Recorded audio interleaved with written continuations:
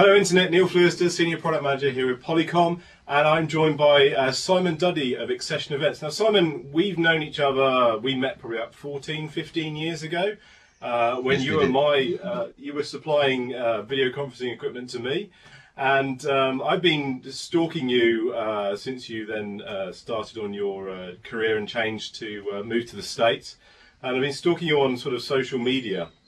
And LinkedIn, Twitter, of all the stuff you're doing around Excession Events with the book and that new idea, a new way of thinking.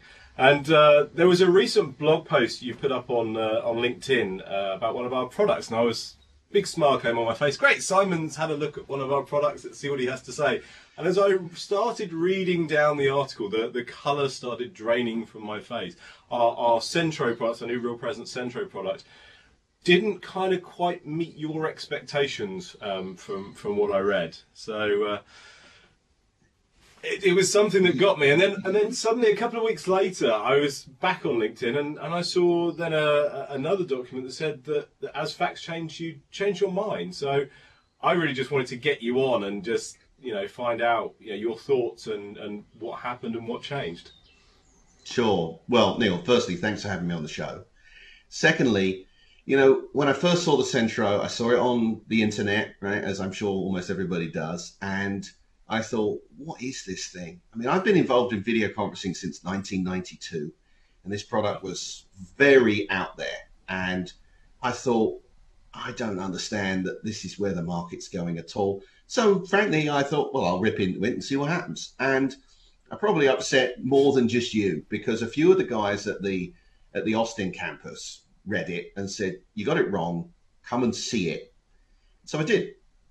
And I had a look, and the guy showed me the product, and I was really impressed. Not only because what you actually see in the flesh is very different than what you see on paper, but also because it was transformational in the way that you use the technology. And I thought that was intriguing. And so I'm happy to say, as the facts change, so does my opinion. I mean, what else do you do?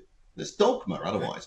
So I had to write another piece and say some nice things about it. And not just because the guys were nice, and in fact, they didn't give me nice coffee. It was terrible coffee, but it was an interesting experience. So how do you kind of see it against the kind of legacy telepresence, so sort of big 3-screen immersive kind of suites? How do you see it stack up against those? Well, I've never been, first off the bat, I've never been a huge fan of telepresence.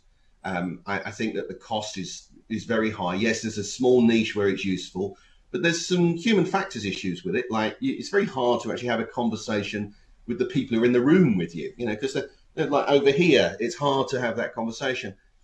One of the things I think that telepresence is used for a lot is for senior managers from large organizations to talk to each other about other people doing work.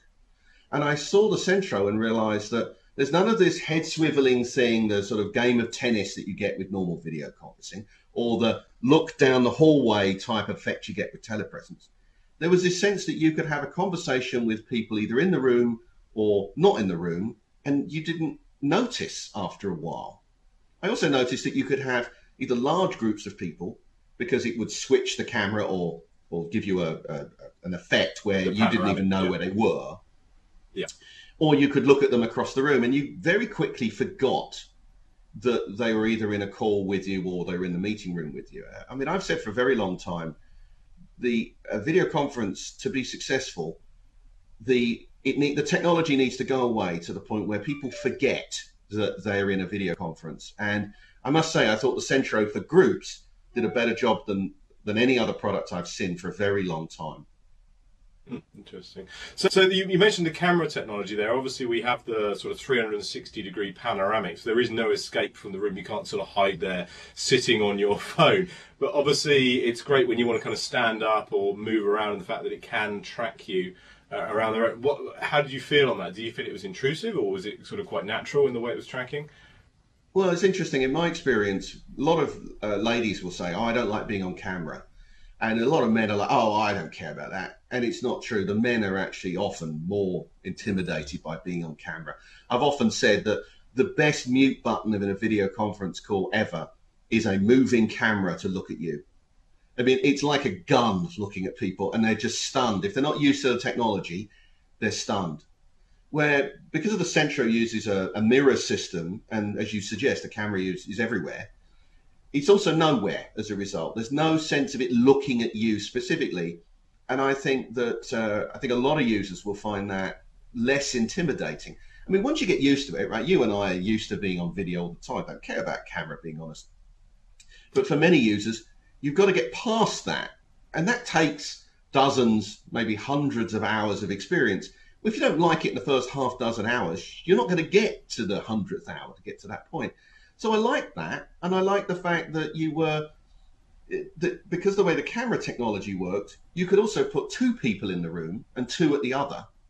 And I see a Centro to Centro experience being a very powerful one. I think a Centro to another meeting room, or a kind of traditional meeting room, being suboptimal. But 2 groups of people, I saw it as like a Don Draper Mad Men type experience, right?